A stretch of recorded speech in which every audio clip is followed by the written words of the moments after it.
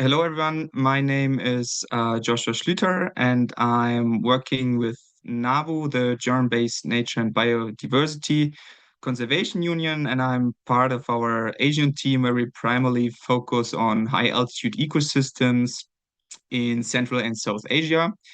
And with the snow leopard as our flagship species, we particularly work on mitigating human-wildlife conflicts, and NABU supports snow leopard conservation through community-based approaches and cross-border cooperation in networks such as GSLAP or CAMI. And also a key priority for us is strengthening capacities of our local partners to ensure that long-term and sustainable impact of our implemented conservation measures is there. And today I have the pleasure of being the facilitator of this webinar, and hence, it's my great pleasure to introduce today's speaker, Dr. Arun Pratyast. And Dr. Pratyast is a senior researcher at Wageningen University and Research in the Netherlands. He has more than 15 years of experience in community-based monitoring and the use of mobile and geospatial technologies for conservation and sustainable land management. And over the years, he has worked with local communities, NGOs, and government partners across Asia, Africa, and Latin America to design monitoring systems that are simple and tailored to local needs, while also combining technology with local knowledge to support better decision making for biodiversity and people. And in today's webinar, Arun will share insights from our joint project in the Nain Phu Valley in Nepal, where together with herders and local conservation committees, a simple smartphone app was designed that allows community members to record snow leopard signs, register livestock, and also, most important in my opinion, report livestock losses to get easier compensation. So today's session will focus on the practical lessons on how to design simple tools that people actually use, how to build trust, and how mobile technology can strengthen coexistence between wildlife and communities. Yeah, that's initially from my side. Arun, the stage is yours. Thank you, Joshua, for a very extensive introduction. Good morning and good afternoon, everyone. As Joshua mentioned, my name is Arun Pratyas, and today I'll present this work, community-based snow leopard monitoring using mobile device. And this work is done in collaboration with Wageningen University, but also NTNC from Nepal and supported by NABU. So let's start about the snow leopard story. So what's happening these days? So human snow leopard conflict is a serious challenge in high altitude region where communities really depends on livestock. This is one of, let's see if I can play this. Yeah, so for example, this is one of the examples from Upper Mustang in Nepal, where the snow leopards came in one night and then they killed around 50 goats. And of course, the family living in these remote areas uh, depends on the food and their livestock. So this is their really their big assets. And once it got killed, then it has devastating economical loss. Yeah, and you can see different here and there, different newspapers. Yeah, they report about the human snow leopard conflict. So the key question is like, how do we protect both peoples and livestock in these iconic species? So in this kind of environment, there is three main problems exist. The problem one is these areas are really remote. So snow leopard habitat is above 4 to 6,000 meter high from the sea level. And also community life there is very remote mountain area. So it is very difficult to make the communication basically, and then also get the exact estimate.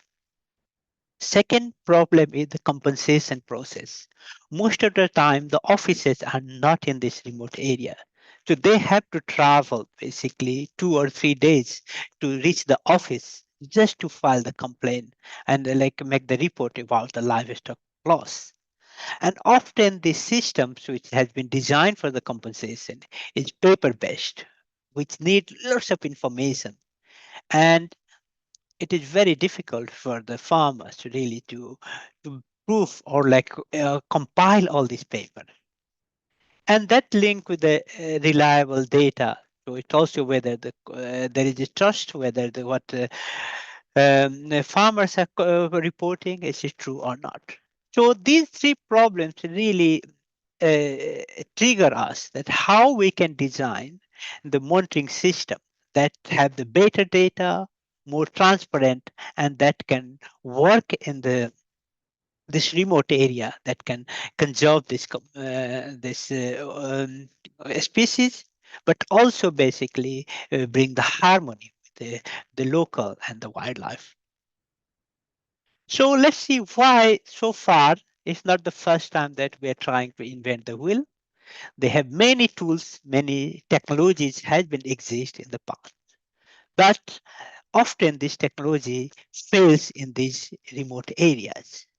So this webinar basically, I like to give you how to design this tool that people actually can use, how to build a trust and ownership within the communities, and using simple approach, which here we call like mobile phone, how we can really make the whole compensation process or conflict reporting process easy, and how technology can really strengthen uh, this conservation.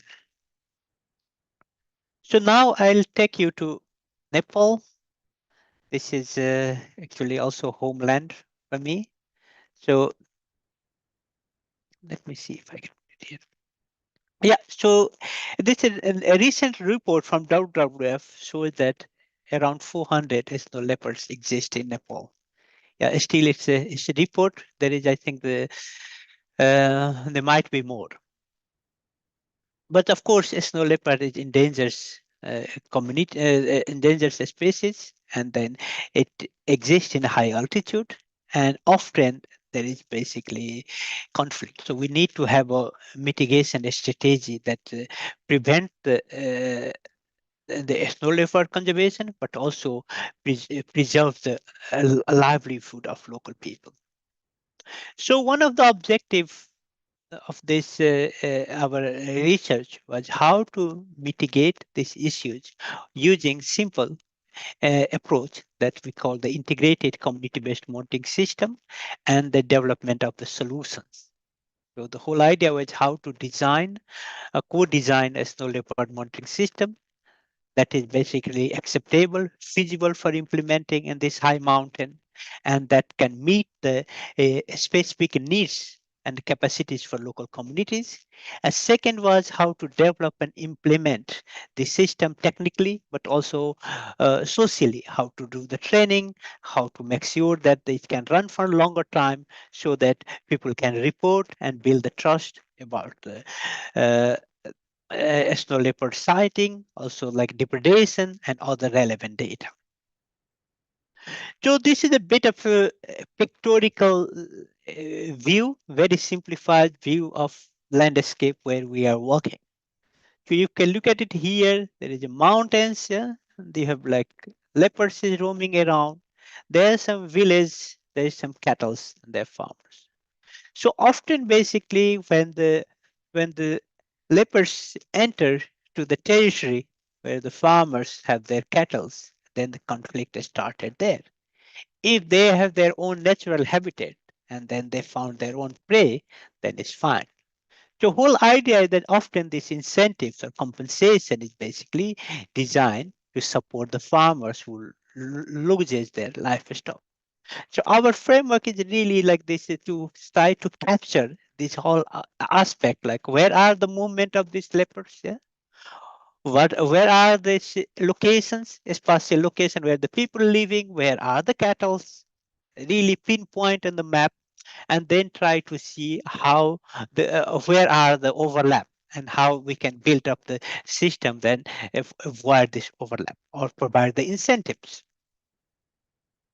So, of course, this was one of the pilot which we did. So this pilot is Nar and Fu Valley. So it is Annapurna Range. If you look at this is the area where it is under the Manang district in Annapurna mountain region. It's very sparsely populated, not much population. We have like in Nar Valley around 65 households and Fu is 36 households. Yeah? But this area is really isolated.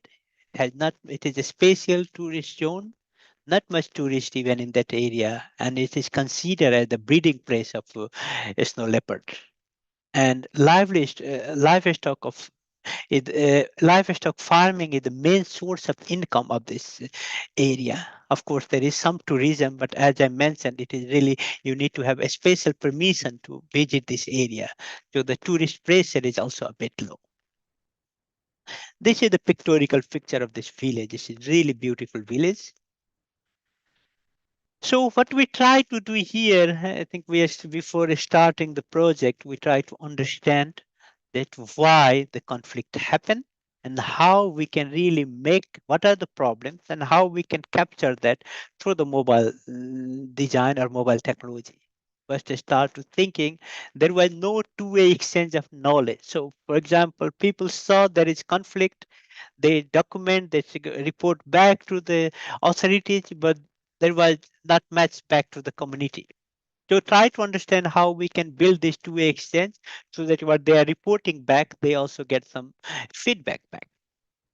And then try to understand also like how to tailor the requirements raised by participant and a snow leopard conservation committee. Because there is a small snow leopard conservation committee, they know that where they had a small budget that can mobilize and they can assign that okay, where are the conflict and how the compensation can be monitored and how to validate it.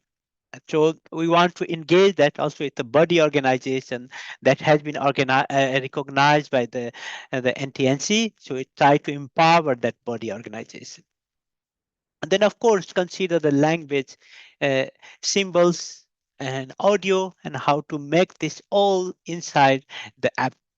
And then final thing was that how to make sure that these farms, these villagers, when they report the depredation, that has a legal ground, so that can be recognized by NTNC and instead of paper-based approach and can get the compensation.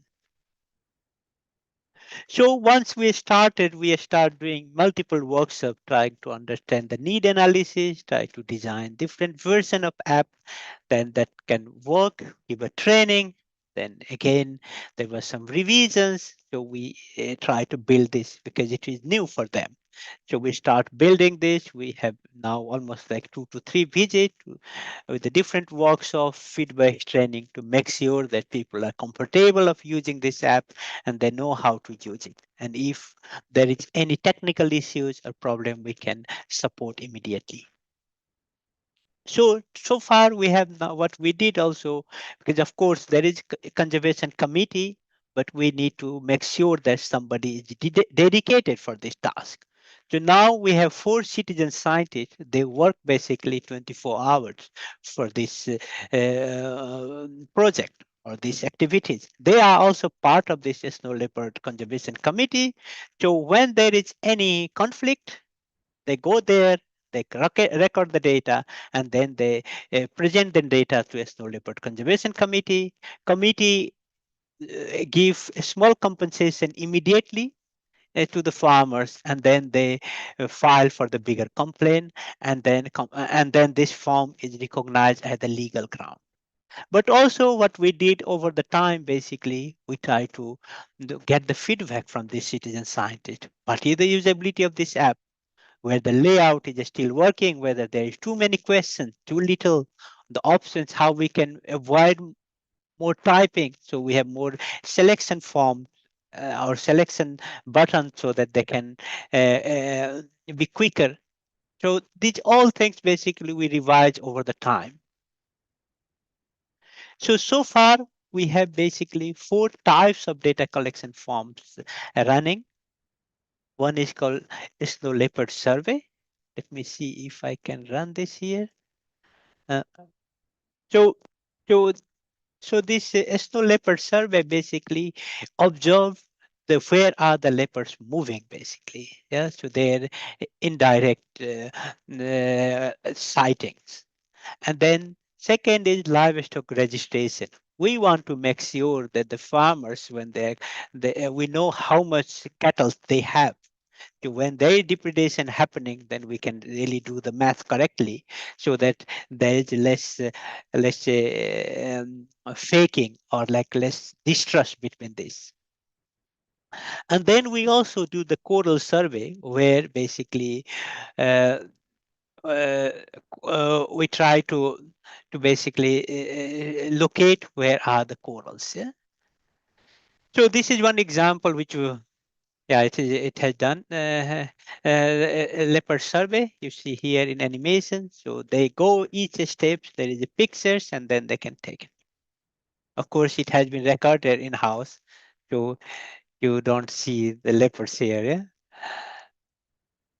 And this all data comes to the our system. It's called like ODK Central. So also something, this is open source software basically. Uh, And we have basically installed, or like let's say here, but most of the component are open source, and we have just rebuilt it that fit for the need of our project. So as you mentioned, as I mentioned, there is 4 forms, and whenever they finish, they can just submit the form. It comes here, and then so we have different amount here. So this is, for example, depredation. We have like 68 report that is related to depredation. These are the 49 corals. We have a pinpoint of corals where they store their cattle. We have the basically livestock registration. So 45 farmers have registered, and then we know exactly how much cattle they have. So a bit of analysis. So this is how. So this is the map that shows basically the sign of leopards and how they're moving around it. Yeah, and then the triangle, basically this is the settlements, and then the triangle is the corals. But this sign is a combination of different. You have scrap, bug mark, scat, scent, and urine. So there are different observations has been made, and then based on that, so each location we have basically GPS location. We have the photo evident and the type of basically observation which has been done. In testing, you can see here basically there are lots of corals here, and there is lots of movement of leopards here. And then if you look at the depredation, so in 2023, we have relatively less reporting of depredation, whereas in 2024, we have more reporting of depredation. But it's also mainly because now the awareness is getting more and more, so people are trying to use more and more this app, because this app is really allowing them to get the compensation quickly. So, and that's, yeah, it's a bit example, but you can see how so each location we have this kind of photos, yeah, and that shows that okay, so GPS location, how many animal has been killed or got, and then if got killed, then what is the photo. So this all evidence has been documented quite well, and then it can be really the authority recognized as the valid document to start the compensation process. So, and then of course, compensation is one part. Another part is really how to make sure that the mass killing we can avoid. And if we can avoid the mass killing, basically, then it is good for the farmers, also good for the local communities. So that's why we're also like really using this data to build these predator-proof corals. So now we have basically 8 predator-proof corals, basically. Some of them were planned before this monitoring exercise, but the coming years, most of these predator-proof corals will be designed, or the one of the input will be where are the more observations of leopards are there, and then how. So they will build, for example, this area. There's lots of sighting, so maybe it's better to make that corals more predator-proof. And then, as I mentioned, we have lots of data now, like more than like 700 observations. But as you see also that communities or citizens have limitations. This area is really remote, so they cannot cover a whole landscape. To the so there we are trying to see how we can use alternative data source, and that is satellite data or different inputs to make basically more risk mapping for whole area. And there we are using basically different remote sensing and data, also different models, and try to see whether we can predict this summer and winter basically vulnerability. This is very preliminary analysis, but what we see that basically these are the two risk map that is show you the summer and winter period. In summer period, basically the green is saying no risk, whereas the red is showing basically high risk area. Yeah, and then similarly in the this is for the winter. Yeah, so this is a work we are still going and working on it. And that will show the value of this your local data. More local data, ground observation, we can fine tune this kind of basically conflict or risk maps much better, and that can be used also for the different planning and policy document. So now coming back what I started in the beginning, that how do we design tools that people actually use? Yeah, so our experience, but we see that we need to design, co-design. So we need to involve local community and we need to make sure that it fit the local need and skills. If it doesn't fit the local needs and skills, then it will be very hard to basically make the usability of these tools. Second question is how is the trust and ownership built? Uh, So we try to engage communities as much as possible, try to make the transparent reporting and compensation process that is now a streamline that has been based on basically this data set. So as I mentioned, and you see in the photo that you have a geolocation, you have a photo evidence, yeah. And so that really show that the location, the conflict has been happened, and then they can prove it. Yeah. And so this is the way how we can really build the trust. And then question three was that can this approach work for other human wildlife conflict? The answer is yes, because you have used this simple open source tool, and it has been basically adapted for the this human snow leopard case. But we are also doing another project where Bomas in Kenya. So we're using also this for another case. So they basically it is very easy to adapt basically and develop the form with your own languages, and then that can be really be used. And then the question four is how does mobile technology help to protect the species and support coexistence? As you know now, like the mobile and social media penetration is really high, and it is everywhere. If you look at it, this high altitude, uh, their tourism is one of the main attraction, and they all have their mobile phone and social media. So it is so the answer is, of course, it can be used. You don't need to teach them how to use mobile phone. We just need to see how they can collect the data that can be really easy for them. So they can quickly respond and then guide the conservation decision. So there is one level of basically literacy is already there. I think that's how the mobile technology is help. And then what ensures the lasting impact? That is still a bit difficult question for us because we're also running the project. I have to be honest here. But I think if we give on training, regular training, capacity building, and then if we build with the compensation, that's what I mean there, that if we have the strong partnership and then make sure that the authority there, they recognize that the compensation mechanism they use as a basically tools for the data source, then I think we can ensure the long lasting. And that is often the challenge still in this world, yeah, because often what they are thinking that people are, or let's say authorities are still thinking that farmers are just as an input and output. They see farmers as a like a data provider, but we have to think a bit differently in this conservation case.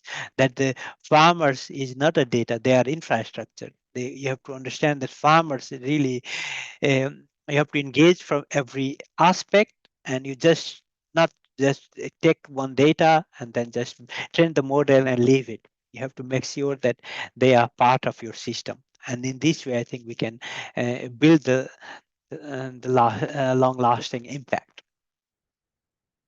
Yeah, so a few words about the future research and next steps. Then we can take some questions also. Yeah.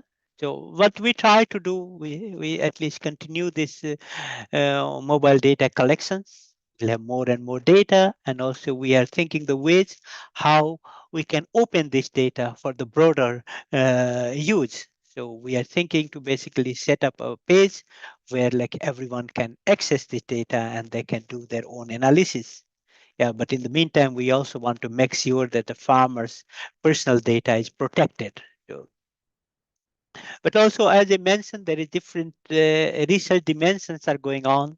We also want to see that how to work on the bias and then the representativeness of the samples, because now it is basically heavily focused on the conflict areas. So we try to do some spatial analysis and see whether we can scale up to the other area. And then awareness and capacity building is key. So we need to really run a regular capacity building program, because these members are also often they found new opportunity, they leave the community, there is the new member, so you need to make sure that these efforts are continuous, and we will also continue in at least in our study area. And then community feedback and result sharing is also key. We don't not only just publish the paper and just do something for the scientific community, but we want to make sure that community who are collecting the data, they also get regular feedback and they know how the results has been generated. And then the final is dissemination and to a stakeholder for wider impact. And that's also something, it is a bit bigger ambition, but we are really thinking that if Nepal have 4 GSLAP slide at least, we're thinking how we can scale up and then make sure that it can be used at least for the all GSLAP site in Nepal, but of course also other conflict species, for example, tiger or elephant, because it can be easily replicated to these species also. Final slide. So, of course, so we have a story map if you want to look at it a bit more detail. And if you have any questions, of course, you can send email to me. Of course, you can also send to Joshua if needed. And then these are some further page publications where we document the things in a bit detail. Thank you so much. This is the picture actually taken by my colleague Christina. She's also in the call actually. This is the basically how you can see the galaxy from these mountains. Yeah? Thank you so much. Yeah, thank you very much, Arun, for this talk and bringing us to the remote Na and Phu Valley in Nepal. Thank you very much. And I think we can now open the webinar to the questions. I already saw in the chat that there are a few, and I think I would just start here. And I saw the first question from Neil. It is asking, is the urbanization of the natural habitat getting more complex? Can we as a team allocate NGOs or teams to travel to these locked-in affected remote areas to facilitate the compensation process? Neil, I saw your thumbs up flying in when I think Arun was covering this topic. So maybe this is already answered, this first questions. If not, please raise your voice, of course. I think it's a good idea, of course, but it's also cost intensive. right? And the idea of the project was that the local communities, so that we set up kind of snow leopard communities. The members are from the local communities. So, and we gave them, they were provided with some funds that they can relatively easy compensate the local community members. So it comes out of the community that such NGOs as NABU or NTNC do not have to travel all the time to How can we reduce livestock, loss of livestock? pardon me? How can we Again? reduce loss of livestock, which is also important, in Yeah, addition to sure. compensation? Yeah. Of course, to reduce loss of livestock, I think also Arun covered it a bit.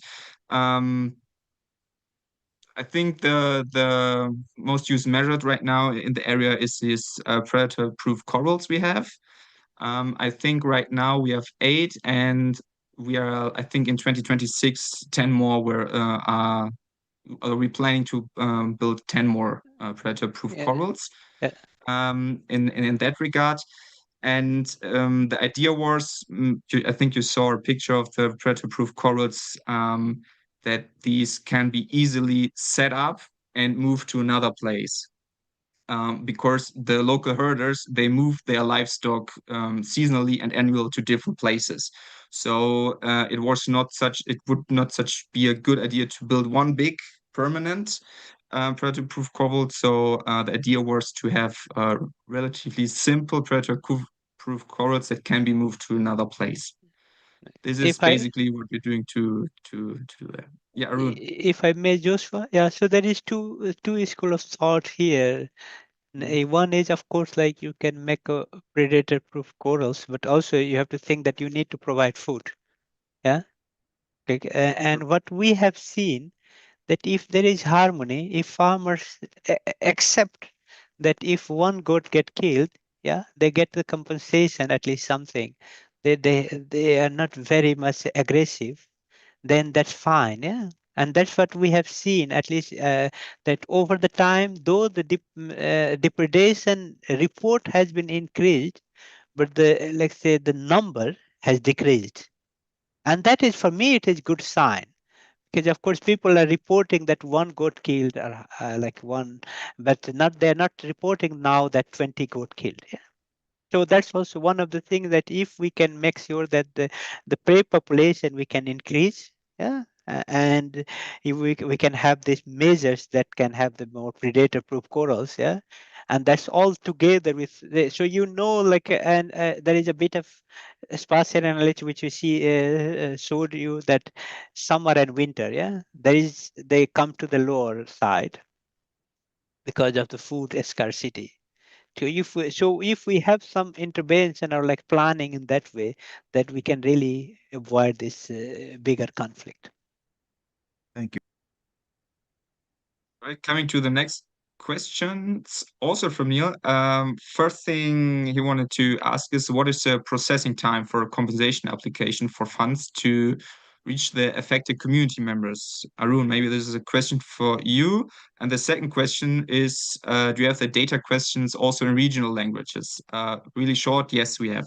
Just I think for you for the webinar it's in English and in the regional language, and for you it was displayed in English. But Arun, for the other question, Yeah, yeah. Yeah, for the other question, so the farmers get, so there is two compensation we have here. One compensation is immediate compensation.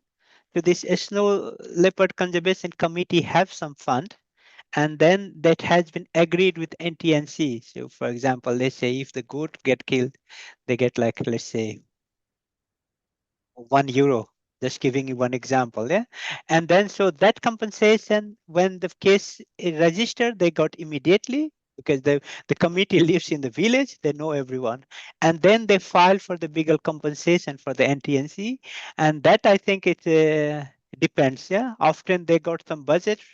And then so if the budget is already in the Snow Leopard Conservation Committee, then it is relatively quick. If not, then it takes some time.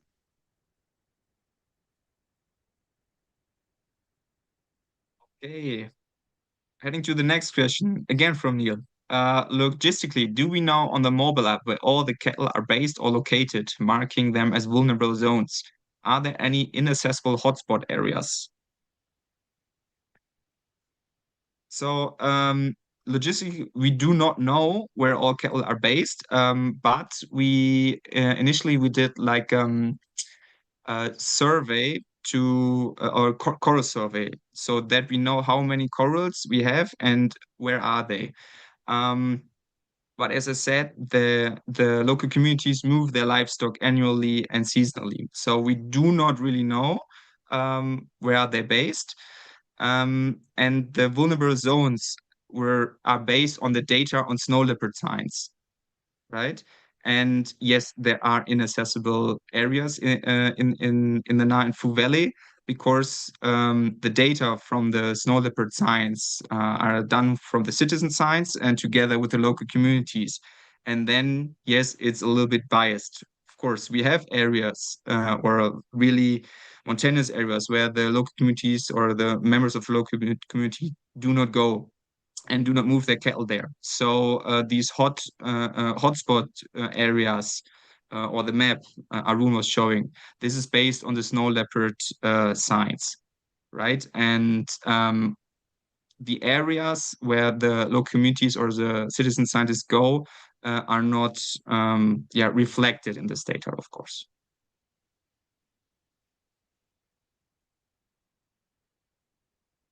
Next question from Dama. From what I heard, there is a dispute between government bodies to give the compensation in time. How are you dealing with this problem? Arun, this might be for you. Yeah. No, so there was not a dispute. It was mainly because the requirements are too tight. Yeah. So they want to have the photo evidence. They want to have the 3 people. They can verify that there was conflict happened. So that was a bit a heavy process. And of course, the headquarter of government is in Nepal case, it's in Same. That is just like 3-4 days of traveling from village. So that's so one of the work what we did basically we bring all the stakeholder on the table basically. So we work with the NTNC compensation mechanism and we try to make sure that how the process can be a bit more quicker. And that I think everybody agrees and that how we build it. Yeah. Okay, thank you, Arun. I'm just hopping to the chat. So if you have any more questions or questions back from Arun or from me, so just please raise your voice, right? Yeah. Then the next question from Michaela. How can the fragility of technology, especially in more extreme environments, be addressed? Is access to private technology and mobile phones a limiting factor for participation? What did you experience, Arun? Yeah. So it is not the limiting factor, but of course one of the factor. Yeah? So if we, uh, so in our case, of course, we distributed some dedicated mobile phone because also people are reluctant to use their phone for the monitoring purpose. Yeah. So that's I think that's still the issues. I can clearly say that. Yeah. And next question, again from Neil. Is there any local government representative who can facilitate the compensation engagement scheme? I think as a comment, I think the prevention of loss of livestock is important as well. You will need to find ways to reduce conflict and loss of livestock. Yeah. I Yeah. think we already covered that, We right? covered that. Yeah. Yeah. Yeah. Yeah, okay. Then hopping to the next question from Bayara. How do you verify whether snow leopard is responsible for the kill? Perhaps snow leopard is only predator in the area. Um, at least based on information from NTNC, it is indeed that snow leopards are the only predators in the area. We currently do not have any evidence of wolves in this valley, so it's a high altitude valley, but just to the neighboring valley from Manang, there we have wolves. So I would not 100% say that there's no possibility that wolves will get into the valley, but currently they have a lot of camera traps outside in Na and Phu area, and they do not have any evidence of wolves are present in this specific valley. So usually snow leopards are responsible for the kill. Yes. Yeah, thanks, Joseph. Next question from Fahim. What's process of compensating the communities? Do this is a proper livestock insurance or just a pool from where money is distributed? Um, this is not an insurance, no. So the community members do not give some money to be that they get the insurance. So it is a pool from where money is distributed. Yes.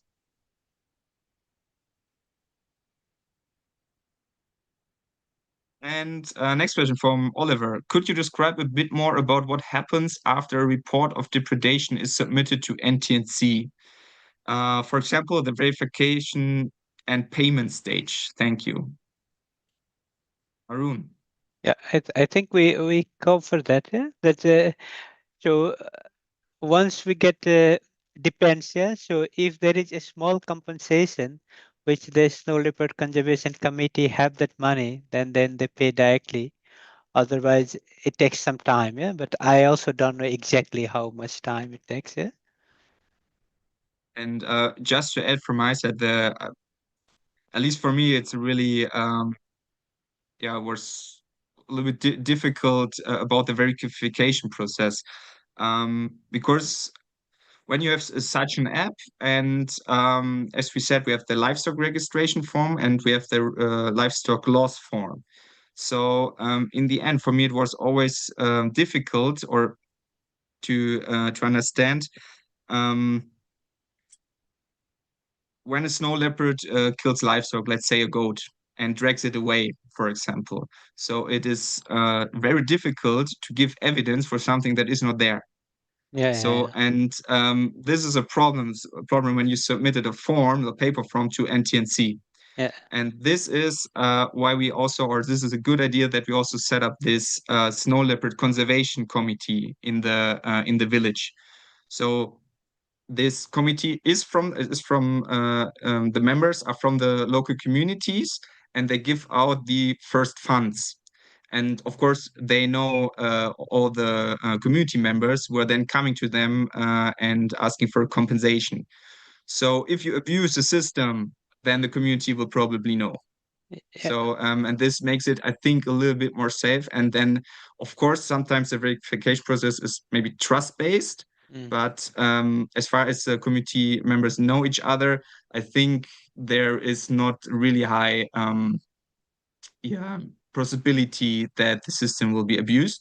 And the other way around, that they are when there's nothing to prove because there's not the dead body of some goat or something, when they can describe however or register the livestock and say this livestock is now gone, then it's maybe also easier for the Snow Leopard Conservation Committee to give out the funds, even though there is not really an actual proof with a, let's say, a dead body.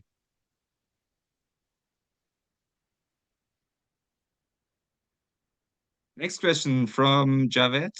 Since citizen science datasets comes from numerous contributors with varying expertise, how can we ensure credibility and reliability of such data? Yeah, that's a very good question. So that's why we have all over the revision process. We try to find what are the obvious errors. Yeah. So one of the obvious error is basically typing can be. So we try to avoid the typing. Another is language. So we try to make sure that it is there in their language.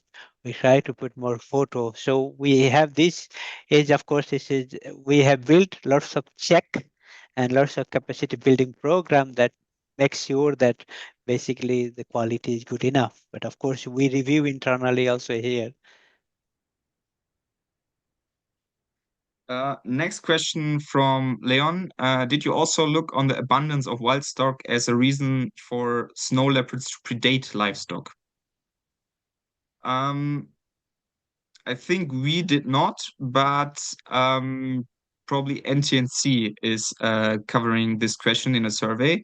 I'm right now, I'm not 100% sure if they are doing some research in that regard, but they also do not such research on snow leopards, but also on the prey species. So we have in the Nine Fu Valley, we have quite, I would say, a big and stable population of blue sheep. Which is the main prey of snow leopards in this region. But of course, livestock, I think from a lot of other research publications, we know that livestock is also makes a big part of the snow leopard diet. But especially in our survey region, I'm not 100% sure, to be honest. This could be something to be addressed by NTNC, and we have to, I think we need to ask them if they have some research going on, especially in that regard. Next question from Oliver. In terms of the software, is it ODK Collect or something else? How easy would it be for someone else to fork your project and customize it to local needs somewhere else? Arun. Yeah, very easy. Yes, it is ODK Collect, and then it is all open. There is lots of resources available. But if you like, we can also share our forms so you can easily change it. I think on one of your slides there was also a QR code. Yeah, right? exactly. Yeah. So that can be scanned and then you have access, yes.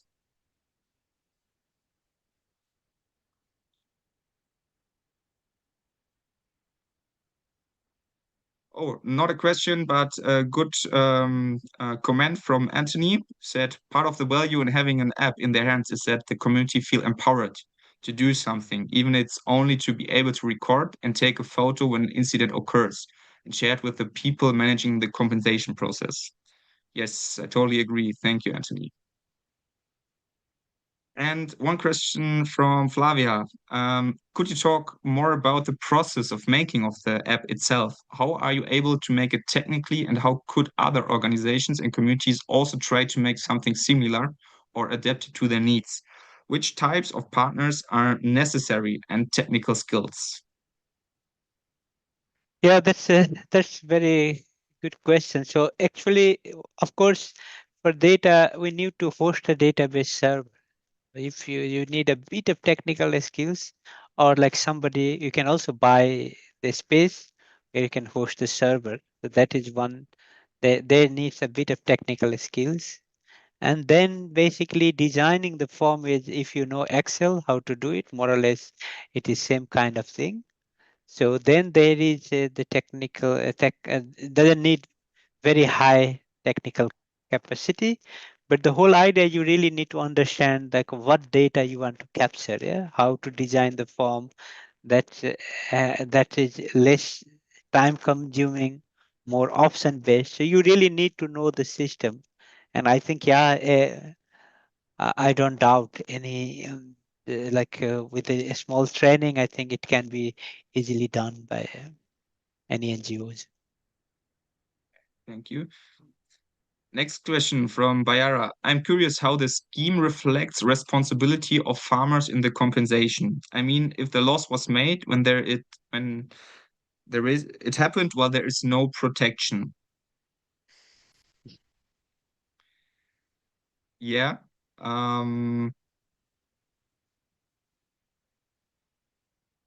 I think it's a good question. I think we have not really covered this issue yet with the responsibility of the farmers in the compensation. I know that, and there was a question before about if it's an insurance or it's just a pool for budget that's giving out. I think in the beginning from NTNC there was also small survey where they asked the local communities what they would prefer, and I think they would not prefer at that time an insurance. So I think they were strictly against like an insurance to giving money for that. I think because of course in insurance it's not really responsibility of the farmers, but Yeah. yeah, I can jump in a bit, Yeah. in here. Yeah. So what happened? So here, of course, whole system. Why we are a bit more comfortable because it takes lots of time. We did lots of situation analysis in the beginning. We try to find, and in the beginning there was insurance system in this village, but it failed. And one of the reason was that, as mentioned, insurance is third party, and then often you need to prove lots of document really to get working, and also the farmer have to pay every month, like insurance premium. That's also difficult for them. Yeah. And here there is, like, you have to see, like, there is a small depredation and bigger depredation. So if there is any bigger depredation, then it is in the media, the central government really starts intervening. So that is, nowadays basically you don't need insurance because the government somehow they find ways to compensate you. But the more problem was the smaller depredation, and that basically we try to tackle with this conservation committee. Yeah. And then so farmers also, they're fine, they don't expect to have basically, let's say, the full value of their cattle. They also find if there is something they can get it. So this is also compromise, and that's how I think our system is more working in between. Yeah. Thank you. There's also next question coming from Flavia. Also, have you been able to analyze some of this data? And have you got any insights yet, like why some areas may be more prone to conflict and depredation and others less? Yeah, that's we are doing it, but still the analysis has not finished it. Yeah? Hope to have that. Yeah, so July, August, I think we try to finish that analysis. Also do a bit of targeted workshop in Nepal, really to understand and then get validated these results. Yeah, so it is ongoing process, I'll say. Next question from Jamak. We get a few last slides to see? To which slides are you referring to, Jamak? The recommendations and conclusion slides. Okay. Yeah, maybe Arun, you can Yeah, share one. I can say it. It's Thank you very much. yeah.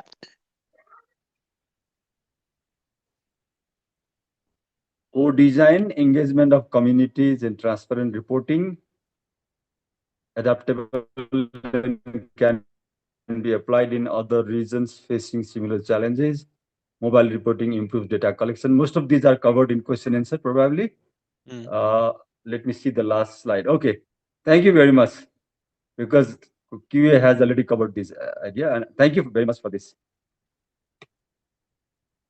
So I just see, I think, or I hope we have covered all the questions and I haven't overlooked something. At least in the chat, there is no more.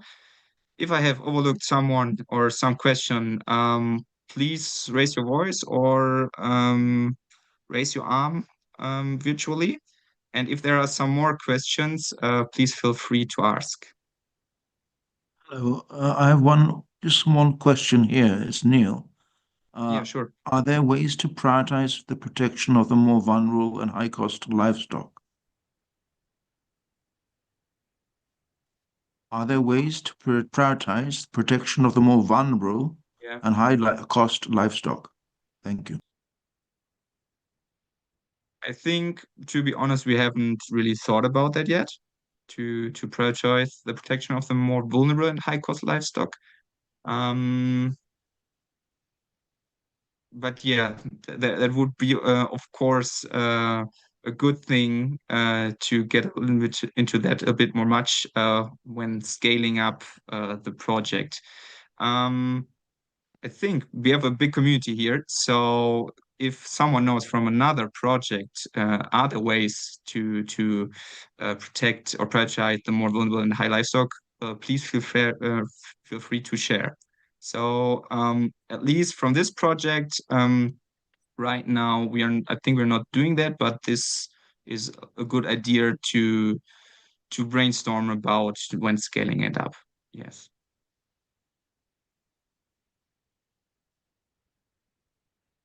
Real quick, because I know we're running out of time. Hi, my name's Michaela. I was wondering, you mentioned that there's no confirmed sighting of wolves in this valley, but in areas where there are multiple predators, are there ways to determine with the pictures to kind of prove better that it would be snow leopards versus wolves, for example, in the neighboring valley?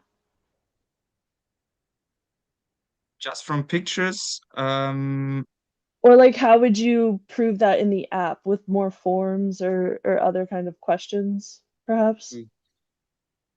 this difficult question, of course. I think just from pictures, I don't know if this is possible to distinguish between different predators. I know it from other species that you can do it with like some DNA samples. But I think currently we do not have some capacities to do that. No, but that's, if I may, so that's also something we're trying to look at it here in Netherlands. We have quite a lot of issues with wolf. And then, of course, one of the things what I got, that the killing pattern is different.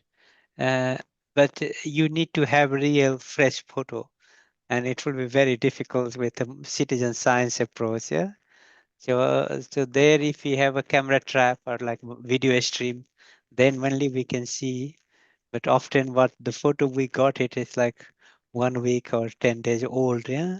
That's, yeah, so I think it is difficult.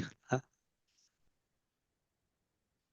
think there was one last question flying in from Flavia. Have the government partner had any issues with the process of money compensation, distributions, or other concerns when you started, and how have you resolved it? Actually, in our case, NTNC manage that area, and they are part of the project. And so we didn't find problem actually. And then we try to, as I mentioned, everything was co-designed.